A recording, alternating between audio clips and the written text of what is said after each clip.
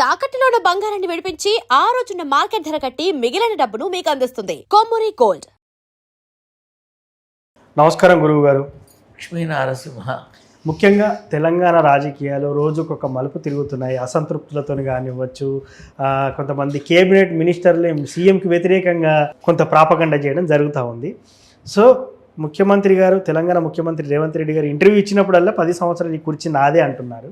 కానీ 5 సంవత్సరాలకి అది పరిమితం అయిపోతుంది. 5 సంవత్సరాల మధ్యలోనే ఏదన్నా ప్రాబ్లం వచ్చే సమస్య ఉందని అంటున్నారు. ఎందుకన్నావు ఆ మాట? జరుగుతున్న పరిస్థితి కానివ్వండి. మన దౌర్భాగ్యం ఏంటంటే ఊహలు, ఆశలు, కోరికలు విపరీతంగా పెరిగిపోతున్నాయి తెలంగాణలో రాజకీయ నాయకులకి. ఓకే, కాంగ్రెస్లో ఓ డజన్ మందికి ముఖ్యమంత్రి అవ్వాలని ఉంది. అందరినీ చేయలేం కదా, డజన్ మందికి అవ్వాలని ఉంది. అవును. బీఆర్ఎస్లో ఒక 60 మందికి ఉంది. నిన్నగాక మొన్న వచ్చిన కవితమ్మకు ఉంది. రేపు జనసేన వస్తే పవన్ కళ్యాణ్ సీఎం అవ్వాలని అక్కడుంది. అవును. ఈ ఎవరికి లేదు, అందరికీ ఉంది. మరీ అసహ్యంగా కాంగ్రెస్లోనే రేవంత్ రెడ్డికి కుంపటి ఉంది. అవును. ప్రత్యర్థులు బయట కాదు, తన వర్గంలోనే, తన ప్రభుత్వంలోనే తనని విభేదించేటటువంటి మనుషులు ఉన్నారు. అవును, ఇది నిజం. ఇంకో 2-3 నెలలు ఇతమిద్దంగా కష్టకాలం అనేది ఉంది రేవంత్ రెడ్డికి. ఓకే, అది దాటిన తర్వాత దారి కొంచెం సాఫీ అవుతుంది. ఓకే. కాబట్టి రేవంత్ రెడ్డి అనబడే మనిషిని కాంగ్రెస్లో 100కి 100% అధినాయకత్వం అంటే రాష్ట్ర ప్రభుత్వంలో అందరూ సహేతుకంగా లేరు. ఓకే. కొంతమంది ఎన్టీఆర్ విగ్రహం పెట్టడం ఏంటి, అవును, కాంగ్రెస్ అయ్యుండి, కొంతమంది సెక్రటేరియట్ ఎదురుగుండా రాజీవ్ గాంధీను, సోనియా గాంధీ రూపంతో తెలంగాణ తల్లిని ఇలా వీళ్ళని పెట్టడం ఏంటి అని కొంతమంది. కొంతమంది ఏమో ఈయన టీడీపీ పార్టీయా కాంగ్రెస్ పార్టీయా అని కొంతమంది. ఇలా అనేక రకాల అనుమానాలకి అవకాశం తానే ఇచ్చాడు. ఓకే.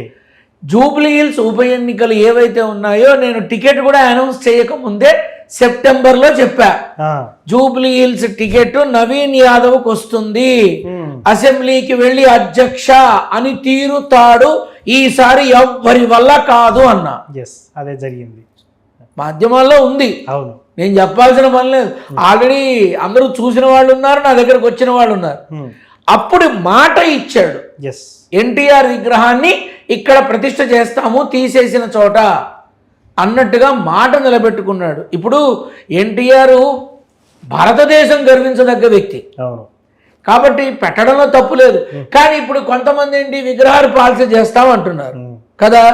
ఇప్పుడు విగ్రహాలను పార్సిల్ చేస్తావు, కుకట్పల్లిలో కొన్ని లక్షల మంది ఉన్నారు, పార్సిల్ చేస్తావా? మీ వల్ల అవుతుందా? ఎందుకు మనుషుల మధ్య విభేదాలు, ఎందుకు మనుషుల మధ్య ఈ గొడవలు సృష్టించకండి. మీకు ముఖ్యమంత్రి కావాలనుందా, పోటీ చెయ్యండి. ఓకే. మీకు రాజకీయాల్లో పెను సంచలనం సృష్టించాలని ఉంటే గట్టిగా నిలబడండి. అంతేగాని ప్రాంతీయ విభేదాలు, ప్రజల మధ్య చిచ్చు, అక్కర్లేని గొడవలు ఇవి వద్దు. ఓకే. మన మధ్య గొడవలు వద్దు. మనం అందరం కలిసి ఉన్నాం. తెలంగాణ అనేది భారతదేశంలో ఒక భాగం. భారతదేశంలో తెలంగాణలో యావత్ భారతావని నుంచి వచ్చిన అందరూ బతుకుతున్నారు. ఒక్క తెలంగాణ వాళ్ళు కాదు కదా. ఈ మధ్య చూసా, ఇప్పుడు నా తాత కొంటే నా నాన్నదవుతుంది, నా నాన్న కొంటే నాదవుతుంది, నేను కొంటే నా బిడ్డదవుతుంది, అది నా జాగీర్ అవుతుంది. తెలంగాణని సంపాదించుకున్న ఉద్యమకారులకే ప్రథమ ప్రాధాన్యత ఉంటుంది. ఓకే. కానీ ఇక్కడ ఏం చేస్తున్నారు, ఈ తెలంగాణ వాదంతో మనుషుల మధ్య చిచ్చు పెడుతున్నారు. పెట్టకండి, దయచేసి పెట్టకండి. ఇప్పుడు కాంగ్రెస్లో ఇంతమంది సీనియర్లు ఉంటే నిన్నగాక మొన్న వేరే పార్టీ నుంచి వచ్చిన వాడికి ఇస్తాడా అని కడుపు మంటతో ఉన్న వాళ్ళు ఉన్నారు, కళ్ళల్లో నిప్పులు మోసుకుంటున్న వాళ్ళు ఉన్నారు. బయటకు వస్తారు ఎవడన్నా, ఉన్న పదవి ఊడిపోతుంది. అంతే కదా. మరి మన దౌర్భాగ్యం ఏంటంటే సినిమా ఆటోగ్రఫీ మంత్రి సినిమా అవార్డు ఫంక్షన్కి లేకపోవడం.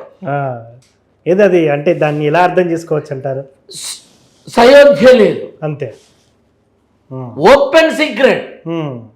ప్రతి వాళ్ళు వాళ్ళ ఇష్టానుసారంగా చేస్తున్నారు అన్నట్టుగా బాహ్య ప్రపంచం మాట్లాడుతోంది.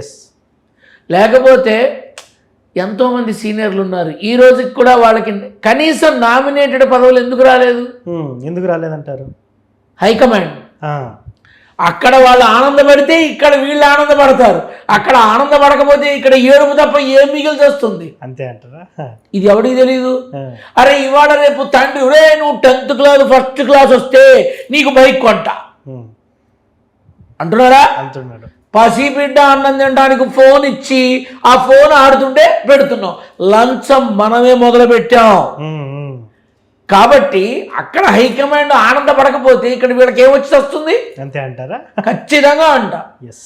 కాకపోతే ఒక రాష్ట్ర ప్రభుత్వానికి సంబంధించి ప్రతి నిర్ణయం ఇంకో చోట తీసుకోవడం అనేది కరెక్ట్. బాధాకరం.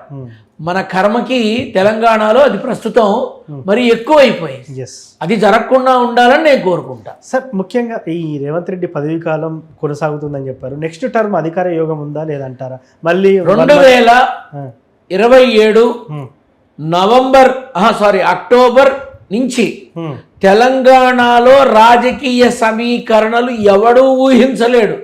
ఓకే. ఎవడు ఊహించలేడు. జనసేనకి బలం పెరుగుతుంది తెలంగాణలో, ఖచ్చితంగా పెరుగుతుంది. రాసుకో. ఎందుకు రేపేవో వస్తున్నాయిగా ఈ మున్సిపల్ ఎన్నికలు. అవును, జనసేనని చూస్తారు మీరు అందులో. అర్థమైందా? అర్థమైంది. సో ఇక్కడ విషయం ఏమిటంటే మరో 18 నెలల తర్వాత తెలంగాణలో రాజకీయ సమీకరణలు మారతాయి. బీజేపీ స్వతహాగా ప్రభుత్వ ఏర్పాటు చెయ్యలేదు, చెయ్యబోదు. బీఆర్ఎస్ మద్దతు తీసుకుంటుందంటారా? ఖచ్చితంగా. నిజమంటారా? ఖచ్చితంగా. అసలు పచ్చగడ్డేస్తే నిప్పేసి ఖచ్చితంగా. రాజకీయ కాంక్ష ఉన్నవాడు ధృతరాష్ట్రుడి కౌగిలితో సమానం తప్ప అక్కడ ప్రేమాభిమానాలు ఏముండి చేస్తాయి? నా బొంద ఏముండి చేస్తాయి?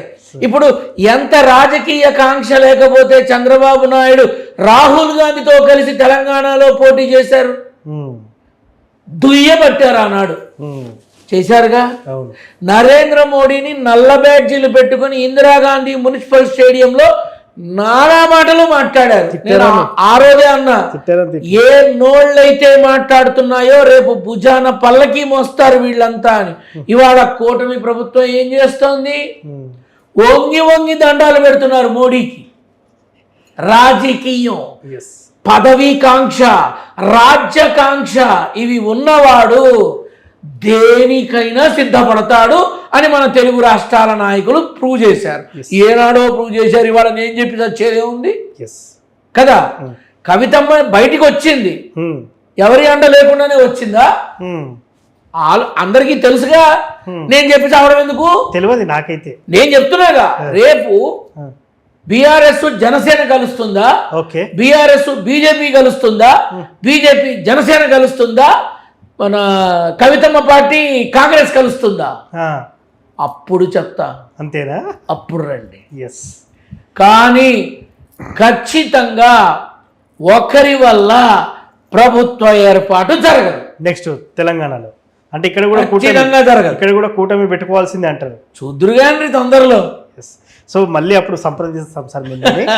సో ఏది ఏమైనప్పటికీ కూడా కొంత తెలంగాణ రాష్ట్ర ప్రభుత్వానికే కాదు తెలంగాణ రాజకీయాల్లో చాలా అనిశ్చితి ఉంది. ఓకే. మన ముఖ్యమంత్రి ఏ పార్టీ? అవును, ఏ పార్టీ? మొన్న మోడీ పిలిస్తే నవ్వుతూ మాట్లాడి ఇండైరెక్ట్ గా సంకేతాలు ఇచ్చాడు. బీజేపీకి వెళ్తున్నాడా? ఎన్టీఆర్ విగ్రహం పెట్టాడు, తెలుగుదేశానికి పెడుతున్నాడా? లేక వచ్చే ఎన్నికల్లో తెలుగుదేశాన్ని బలంగా మార్చడానికి ఇప్పటి నుంచే కసరత్తు చేస్తున్నాడా? ఇలా ఎన్నో అనుమానాలు ప్రజలకు ఉన్నాయి, ప్రజలకి ఉన్నాయి. కాకపోతే ఏంటంటే రేవంత్ రెడ్డి ఖచ్చితంగా దమ్మున నాయకుడనే చెప్పాలి. ఎవడేమనుకున్నా తన పార్టీలో, తన ప్రభుత్వంలో, తన సహచరులు తనకి వ్యతిరేకంగా ఉన్నా వెళుతున్నాడు ముందుకి. కొంచెం 3 నెలలు జాగ్రత్తగా ఉంటే సరిపోతుంది. 3 నెలల వరకు జాగ్రత్త ఉండాలి. ఇప్పటి నుంచే 3 నెలలు అంటారా గురుగారు? ఎస్. సో అంటే పదవికే గండం వచ్చే ఛాన్స్ ఉంది. కుర్చీ ఒక కొయ్య విరిగిపోయింది, ఏం చేస్తాం? నువ్వు లేవయ్యా కుర్చీ బాగు చేయాలి అంటాం. అవును, కూర్చోబెట్టితే చెయ్యం కదా, అంతే. సో చాలా చక్కగా చెప్పారు సార్. అసలు రేవంత్ రెడ్డి గారికి థ్రెట్ అంటే చుట్టుపక్కల ఉన్న వాళ్ళే అసంతృప్తితో వెళ్ళగక్కి మాకు కావాలని చెప్తున్నారు. సో దాని నుంచి ఆయనకి థ్రెట్ ఉన్న విషయం అందరికీ తెలిసిందే. సో అందరూ నా కుర్చీ లాక్కోవాలని కూడా చూస్తున్నారని చెప్పి కొన్ని సభా వేదికల్లో కూడా అన్నారు.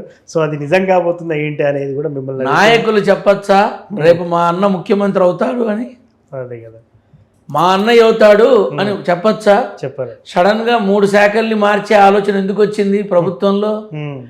సడన్ గా ఎందుకు కొంతమంది భట్టి విక్రమార్క, ఉత్తమ్ కుమార్ రెడ్డి, దామోదర్ రాజనరసింహ, కోమటిరెడ్డి వీళ్ళంతా ఎందుకు గట్టిగా పట్టుబట్టి కూర్చున్నారు? తెలుస్తుంది త్వరలో. శుభం భూయాత్.